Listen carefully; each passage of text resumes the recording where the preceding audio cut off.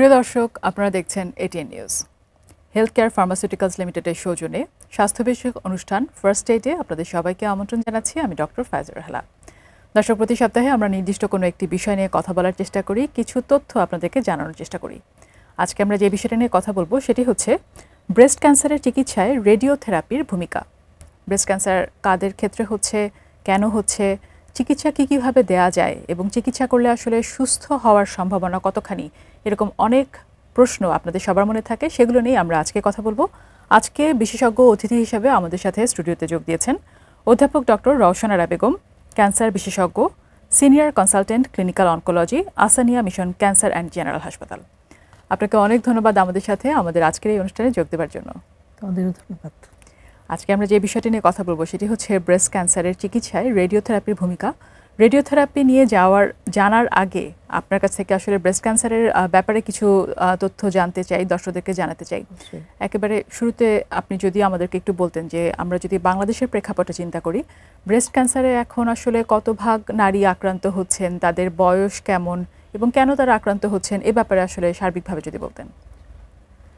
আমাদের একটা national data আছে NICS থেকে যেটা প্রকাশ হয়, সেখানে আমরা দেখছি যে আমাদের ব্রেস্ট ক্যান্সারের যে হার, সেটা ওখানে আগত পেশেন্টদের মধ্যে প্রায় 21% হচ্ছে ব্রেস্ট ক্যান্সারে আক্রান্ত রোগী আসেন।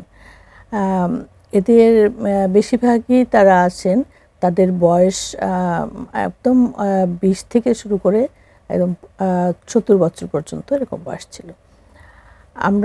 আমরা বুক টিচিংয়ে আমরা জানি যে আমাদের ব্রেস্ট ক্যান্সার স্কোপটা বেশি আসে, যে প্রমিনেন্ট হয় এলো 40-র পরে। 40-র পরে আস্তে আস্তে যত বয়স বাড়তে থাকে ততই ইনসিডেন্স বাড়তে থাকে। আবার 70 পরে এটা আস্তে আস্তে ইনসিডেন্সটা একটু কমে যায়। আর আমাদের যে দেশে ব্রেস্ট ক্যান্সার রোগীগুলো আসে সাধারণত আর্লি স্টেজে খুবই কম আসেন, যদিও এখন স্ক্রিনিং হওয়ার জন্য স্ক্রিনিং রেগুলার মেনটেন করা হয়, বা প্রতি বছর অক্টোবর মাস পালন করা হয়, স্ক্রিনিংগুলো বিভিন্ন সেন্টারে করা হয়। সেখান থেকে কিছু আর্লি স্টেজে ব্রেস্ট ক্যান্সার রোগী আমাদের কাছে আসে। আর বেশিরভাগই আসে তারা লোকালি অ্যাডভান্স হিসাবে, যে তারা হয়তো লোকালি খুব অ্যাডভান্স হয়ে গেছে, ডিজিটাল ম্যাটস নাই, কিন্তু লোকালি সেটা অ্যাডভান্স হয়ে হয়তো চাকাটা তার ইন্ডিয়া আলসারেটেড হয়ে গেছে বা বগলে চলে আসছে, তারপর হয়তো এটা ওপেন আলসারও হয়ে গেছে, বা নিপল ডিসচার্জ নিয়ে আসে, সাথে লাম্প নিয়ে আসে ব্রেস্টে। এরকম লোকালি অ্যাডভান্স স্টেজে অনেক বেশি আসে, যে রোগী আসে তার থেকে বেশিরভাগই লোকালি অ্যাডভান্স স্টেজেস। যেটা আসলে যারা স্ক্রিনিং প্রোগ্রামে রেগুলার নিজেরাই স্ক্রিন করছেন এবং ধরা পড়ছে, ওনারা তো একটা সময় আসছে, ওনাদের জন্য যদি আপনি একটু পরামর্শ দিতেন যে কখন ওনারা আসবেন। অনেক সময় দেখা যায় হয়তো ওনাদের হাতে কিছু একটা লাগছে, ওনারা বুঝতে পারছেন না যে এখন কি আমাদের ডাক্তারের কাছে যেতে হবে বা ডাক্তার দেখাতে হবে, এ ব্যাপারে যদি একটু বলতেন।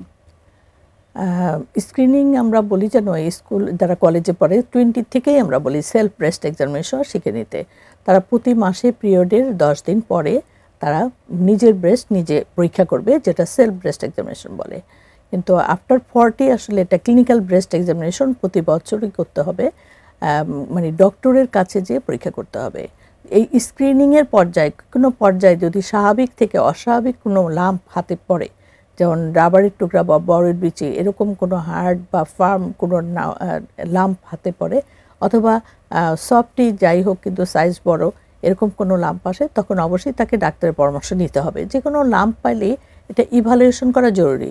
যদিও বেশিরভাগ লাম্প, প্রায় 90% লাম্প হলো বিনাইন কারণে, তারা হয়তো ওরকম ক্যান্সার না, কিন্তু বিনাইন কারণে হতে পারে, সেই লাম্পগুলোই নিয়ে আসে, হয়তো ফাইব্রোসিস্টিক ডিজিজ বা আদার কোনো ডিজিজ নিয়ে, যেটা বিনাইন কেস, এরকমগুলো আসতে পারে। কিন্তু তার মধ্যে কিন্তু কিছু পেশেন্ট অবশ্যই ওখান থেকে ডায়াগনোসিস হয়ে আসছে যে তারা ব্রেস্ট ক্যান্সার, যার জন্য every lump should be evaluated.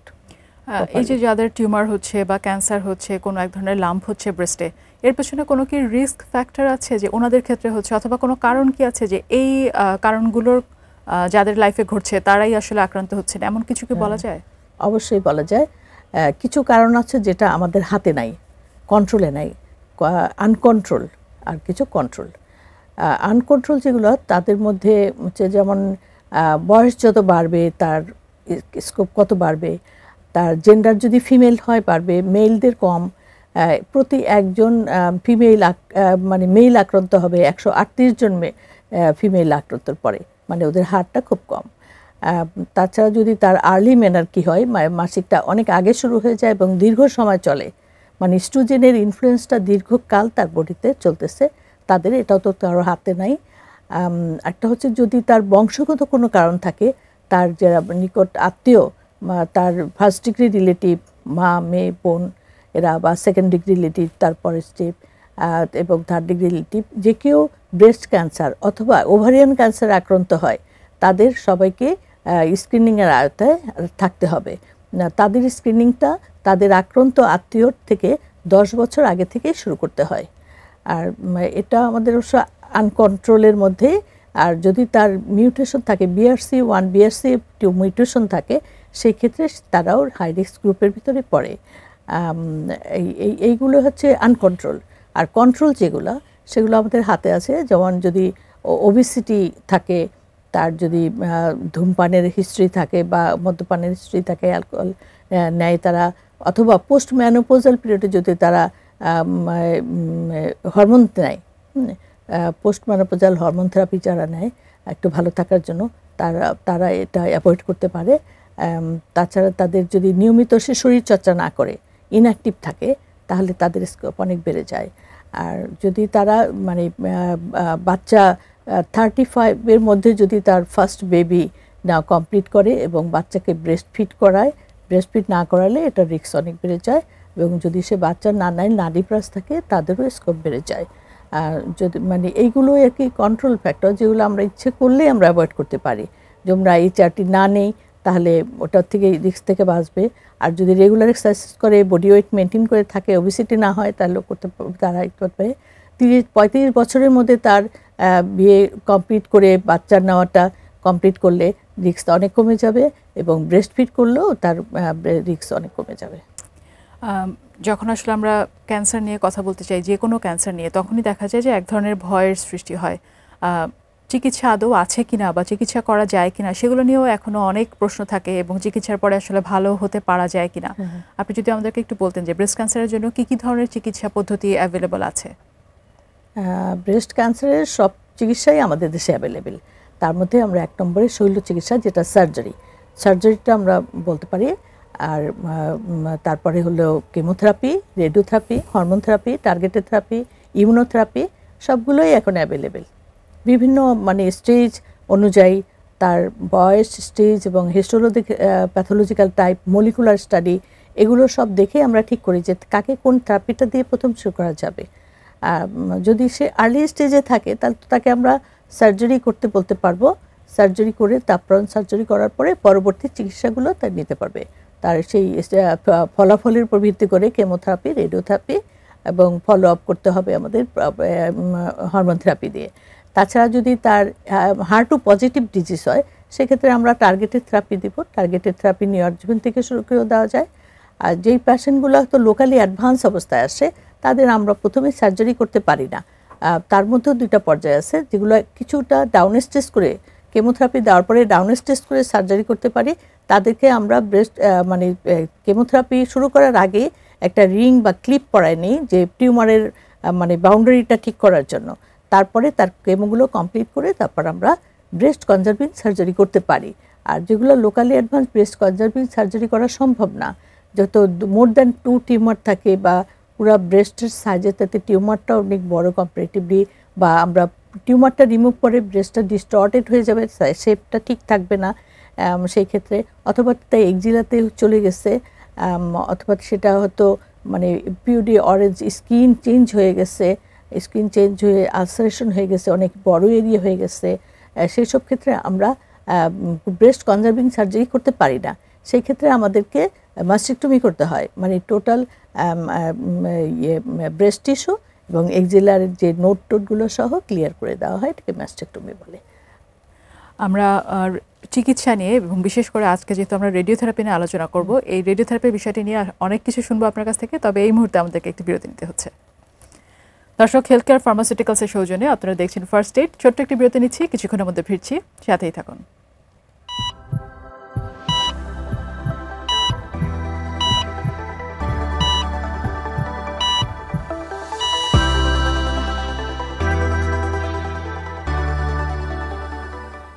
ফিরে এলাম বিরতির পর। হেলথ কেয়ার ফার্মাসিউটিক্যালসের সৌজন্যে আপনারা দেখছেন ফার্স্ট এইড। আপনাদের সাথে আছি আমি ডক্টর ফাইজা রাহলা। আজকে আমরা কথা বলছি ব্রেস্ট ক্যান্সার চিকিৎসায় রেডিওথেরাপির ভূমিকা এই বিষয়টি নিয়ে, এবং অতিথি হিসেবে আজ আমাদের সাথে আছেন অধ্যাপক ডক্টর রওশন আরা বেগম। বিরতিতে যাবার আগে ব্রেস্ট ক্যান্সারের চিকিৎসা এবং এই ক্যান্সার বিষয়ে আপনার কাছ থেকে অনেকগুলো তথ্য পেয়েছি। এবার একটু জানতে চাই রেডিওথেরাপি বিষয়টিকে নিয়ে। অনেকগুলো চিকিৎসা পদ্ধতি যেহেতু আছে, রেডিওথেরাপি নিয়ে আপনার কাছে জানতে চাই যে কখন কাদেরকে রেডিওথেরাপি দেওয়া হয়, কিভাবে বোঝা যাচ্ছে যে ওনাকে আসলে এখন রেডিওথেরাপি দিতে হবে, যেহেতু আপনি অনেকগুলো চিকিৎসা পদ্ধতি আমাদের বলেছেন। রেডিওথেরাপিটা আসলে সব স্টেজে কিন্তু পেশেন্টের জন্য জরুরি হয়। বিশেষ করে যখন আমরা আর্লি স্টেজে ব্রেস্ট ক্যান্সার থাকে, আমরা ব্রেস্ট কনজারভিং সার্জারি করি, তখন আমরা চিকিৎসার একটা পার্ট করলাম। যখন আমরা রেডিওথেরাপি দেই তখন আমাদের কমপ্লিট হবে, রেডিওথেরাপি দেওয়ার পরেই তার চিকিৎসাটা কমপ্লিট হবে, এটা মাস্ট। যাকে কনজারভিং করব, ব্রেস্ট কনজার্ভ করে যাকে চিকিৎসা করব, তাকে আগেই আমরা কাউন্সেলিং করে রাখি যে তার রেডিওথেরাপি পার্টটা নিতে হবে, এবং রেডিওথেরাপির পরে তাকে ম্যামোগ্রাফিক ফলো আপ করতে হবে।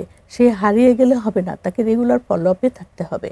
এই শর্তগুলো যারা মানতে পারে, যাদের সেই পরিবেশ পরিস্থিতি আছে, তার সামর্থ্য আছে, ফিনান্সিয়াল প্লাস তার শারীরিক সামর্থ্য, তার যে মানে যোগাযোগ ব্যবস্থা, সব কিছু বিবেচনা করে আমরা তাকে ব্রেস্ট কনজারভেশন করি, এবং সেক্ষেত্রে আমাদের আর্লি স্টেজ কিন্তু আমাদেরকে রেডিওথেরাপি দিতেই হবে।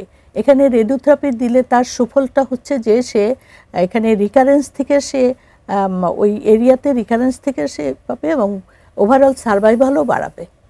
আর যখন আমাদের কোনো কেস আসে, যেমন যেটা ম্যাস্টেক্টমি হয়ে গেছে, কিন্তু আমরা বললাম যে ব্রেস্ট তো ফেলেই দিছে, কেন এখন আবার দিব, হ্যাঁ, সেটা তারা বলতে পারে। কিন্তু আমরা দেখেছি যে সে কেমো দেওয়ার আগে তার স্টেজটা, তার কোন স্টেজে ছিল, T3 T4 টিউমার ছিল, তার মোর দ্যান 5 সেন্টিমিটার টিউমার ছিল, তার এক্সিলারি নোড ইনভলভ ছিল, তার হয়তো মানে মার্জিন পজিটিভ ছিল। এইসব ক্ষেত্রে আমরা ঠিক করি যে তার মাস্টেক্টমি হয়েছে, এবং তার টিউমার যে কোনো একটা যদি তার হাই রিস্ক ফিচার থাকে, তখন তাকে আমরা radiotherapy post mastectomy radiotherapy prescribe করি। রেডিওথেরাপির আসলে ভয়ের কিছু নাই, এটা আসলে দেখা যায় যে সব স্টেজেই প্রায় লাগে। যে কোনো মানে দেওয়ার টেকনিক হয়তো আলাদা, এবং এটার সাইড এফেক্টের জন্য আসলে সবাই খুব ভয় পায়, এবং রেডিওথেরাপিটা অজানা থাকার জন্য অনেকে এটাকে নানাভাবে তারা ডিফাইন করে, যে নিজেরাই ডিফাইন করে, মানে এটা ভীতির কারণ হয়, একজন আরেকজনকে না বুঝে এত ছড়ায় এরকম। এই রেডিওথেরাপিটা ঠিক কিভাবে, কি পদ্ধতিতে দেওয়া হয়, এটা যদি আমাদের দর্শকদেরকে একটু বলতেন। রেডিওথেরাপিটা আসলে একটা বড় হাই পাওয়ারের একটা এক্সরে মেশিন দিয়ে দেওয়া হয়। হাই পাওয়ারের এক্সরে মেশিনটা যেভাবে দেওয়া হয়, পেশেন্ট কিন্তু কোনো ব্যথা পাবে না, পেশেন্টের কোনো অনুভূতি তখন ইমিডিয়েট শুরু হবে না। সেটা এক্সরে করতে যেরকম লাগে বুঝে না, সেরকমই সে কিছু বুঝবে না। কিন্তু তার পরবর্তী কিছু সাইড ইফেক্ট আছে, সাইড ইফেক্ট নাই তা না। কিন্তু আজকাল যে রেডিওথেরাপি আমরা টেকনিকগুলো ইউজ করতে পারি, মডার্ন যে টেকনিকগুলো আমরা ইউজ করি এবং মডার্ন যে মেশিনগুলো আমরা ইউজ করি, তার জন্য আমাদের সাইড ইফেক্ট অনেক অনেক গুণ কমে গেছে। আমরা যদি আমরা 3D করে টিউমারটাকে পুরো লোকালাইজ করে আমরা 3D টেকনিকে দিই, তার অর্থ আমরা অর্গানেট্রিক্স, যেখানে আমার রেডিওথেরাপি আমি চাই সেখানেই পাবে। যেগুলো আশপাশে আমাদের অর্গান থাকে, যেগুলো পাওয়া তাদের মানে দরকার নাই, কিন্তু সেগুলো আমরা রেডিওথেরাপি দিতে যেয়ে সেই সব জায়গায় তার রেডিওথেরাপি পড়ে, তার জন্য কিছু সাইড এফেক্ট হয়। এই জন্য হায়ার টেকনিক করে আমরা এগুলো মানে ডোজ লিমিটেশন দেখে আমরা ওইভাবেই তাকে ট্রিটমেন্ট দিতে পারি, যাতে আদার অর্গানগুলো এফেক্টেড না হয় এবং তার সাইড এফেক্টগুলো অনেক অনেক কম হয়। অনেক টেকনিক আছে, যেমন আমরা যদি 3D করি বা ভিমেট করি, এই ধরনের করে যদি আমরা হাই টেকনিকে যাই, যেগুলো আমাদের দেশে অ্যাভেলেবেল, সেখানে আমরা এই অনেক সাইড এফেক্ট থেকেও আমরা বাঁচতে পারবো। এটা ভয়ভীতির কিছু নাই। অনেকে বলে স্যাকার দিবে বা পুড়ে যাবে, এই ধরনের কথা বলে। এটা হচ্ছে অনেক আগে, যখন আমরা কম পাওয়ারের মেশিন দিয়ে, যেমন কোবাল্ট বা ডিপ থেরাপি মেশিন দিয়ে যখন রেডিওথেরাপি দেওয়া হতো, তখন সেই থেরাপিগুলোর ছিল যে তারা পেনিট্রেট করতে পারে না, তারা উপরেই তাদের পুরো ডোজ ডিস্ট্রিবিউশনটা স্কিনের উপরে দিয়ে দেয়, যার জন্য আগে হতো কি স্কিনটা এফেক্টেড হতো। স্কিনে আমি দিতে চাইনি, আমি চাইছি আরও ভিতরে দিতে, কিন্তু স্কিনটা এফেক্টেড হয়ে সেটাই কালচে আকার ধারণ করলো। ওই জন্য ওই স্মৃতিগুলো মনে পড়ে তারা, বা ওই ঘটনা তারা শুনেছে, এটা থেকে তারা মনে করে পুড়ে যাবে, হয়ে যাবে, দিও না রেডিওথেরাপি দিলে পরে অনেক কষ্ট, চামড়া উঠে যাবে, ঘা হয়ে যাবে, এরকম সেরকম এই ধর পড়ে। কিন্তু প্রতি সপ্তাহে কিন্তু রিভিউ করা হয়, প্রতি 5টা রেডিওথেরাপি দেওয়ার পরে রিভিউ করা হয়, তখন তার রক্ত পরীক্ষা দেখা হয়, পেশেন্টকে দেখা হয়, এবং সাইড ইফেক্ট থাকলে সেগুলোর সাথে সাথে তার জন্য মেডিসিন দেওয়া হয়, যেগুলো ওভারকাম করতে পারে সহজেই। যখন কারোকে এটা ঠিক করা হয় যে ওনার এখন রেডিওথেরাপি লাগবে, কতদিন লাগতে পারে বা কতদিন পর পর দিতে হয় এই সেশনগুলো, এগুলো নিয়ে যদি একটু বিস্তারিত বলতেন। সেশনগুলো যদি আমরা এখানে পেশেন্টের আগে আমরা যেমন দিতাম, যেন 25টা ফ্র্যাকশন দিতাম, সপ্তাহে 5টা করে, তখন 5 সপ্তাহ লাগতো। এখন আমরা হাইপারফ্র্যাকশন করে সেটাকেই আমরা যার বায়োলজিক্যাল ইফেক্টিভ ডোজ ওরকমই হয়, আমরা 40 গ্রে, 40.5 গ্রে বা 42 গ্রে দেই, আমরা আর ফ্র্যাকশন ডোজ বাড়াই দিয়ে তখন আমরা 15 দিনে দেই। এবং আলট্রা হাইপোফ্র্যাকশনও আমরা করি, যেমন 26 গ্রেডে আমরা শুধু 5 ফ্র্যাকশন দিলাম, 5 সপ্তাহে 5টা। যে পেশেন্টগুলো অবশ্যই সিলেকশন ক্রাইটেরিয়া আলাদা, যে কাকে আমি কোন ফ্র্যাকশনেটেড থেরাপি দিব। তবে ইউজুয়ালি সবার জন্য যেটা জানা প্রয়োজন, যে সপ্তাহে 5টা দেওয়া হয়, 2 দিন সপ্তাহে ছুটি থাকে রেস্টের জন্য, তারপরে আবার রক্ত পরীক্ষা করে তার রক্তের রিপোর্ট ভালো থাকলে পরবর্তী চিকিৎসা শুরু হয় করে। যেটা আপনি বলছিলেন যে এখনকার আমাদের চিকিৎসা ব্যবস্থা বা যন্ত্রপাতি যেগুলো ব্যবহার হচ্ছে সেগুলো অনেকখানি আধুনিক হয়েছে, এই কারণে এখন কিন্তু সাইড ইফেক্ট কম হয়, পার্শ্ব প্রতিক্রিয়া কম হয়। তারপরও এখন আসলে কি কি ধরনের পার্শ্ব প্রতিক্রিয়া হতে পারে, বা একজন মানুষ যখন রেডিওথেরাপি নিতে যাবেন উনি কি কি এক্সপেক্ট করবেন যে হ্যাঁ এটা হতে পারে? সেটা হচ্ছে আমাদের এখানে যে আমরা স্কিনের উপর পড়ে, তখন স্কিনে কিছু চেঞ্জ আসতে পারে, যেমন স্কিনে রেডনেস হতে পারে, ইচিং হতে পারে, বা একটু ইডিমা হতে পারে এই ধরনের, বা ব্রেস্টের যখন হোল ব্রেস্টের রেডিওথেরাপি দেয় তখন ব্রেস্টের স্কিনটাও, যে উপরে স্কিন থাকে সেখানে এই প্রবলেমগুলো সচরাচর হতেই পারে, খুবই সামান্য প্রবলেম, এবং সামান্য কেয়ার দিলে এগুলো ঠিক হয়ে যায়, এবং ট্রিটমেন্টের প্রায় 6 সপ্তাহের মধ্যে সবগুলোই চলে যায়, কিছুই অবস্থা থাকে না। তাছাড়া তার হয়তো আর কিছু মানে লিম্ফেটিক মানে ড্রেনেজ যদি সমস্যা হয় সেখান থেকে লিম্ফেডিমা হতে পারে। তাছাড়া তার হয়তো রেডিওথেরাপিটা যেখানে পড়ে এখানে আমরা গলার দিকে কিছুটা যাই, যার জন্য ওখানে আমাদের হয়তো পেশেন্টের সোর থ্রোট হতে পারে, অথবা ব্রেস্টের মধ্যে তার পেইন হতে পারে। আর ওভারঅল যেটা মানে সিমটম, যে রেডিওথেরাপি দেওয়ার সময় তো সে মেশিনে যখন থাকে কিছু বুঝলো না, কিন্তু তারপরে তার হয়তো ডিজিনেস লাগতে পারে, একটু নসিয়া ভাব লাগতে পারে, বা ফ্যাটিক লাগতে পারে, উইকনেস লাগতে পারে, যে এগুলো সবই ম্যানেজেবল। এই জিনিসগুলো তার হতে পারে, এগুলো হলে ভয় পাওয়ার কিছু নাই। তারপরে যে প্রবলেমগুলো এগুলো হচ্ছে অ্যাকিউট, ডিউরিং ট্রিটমেন্ট সে করে, অথবা খাওয়ার রুচিটা কমে গেল, গিলতে একটু সমস্যা হলো, একটু ব্যথা লাগলো হালকা, হ্যাঁ সেটা।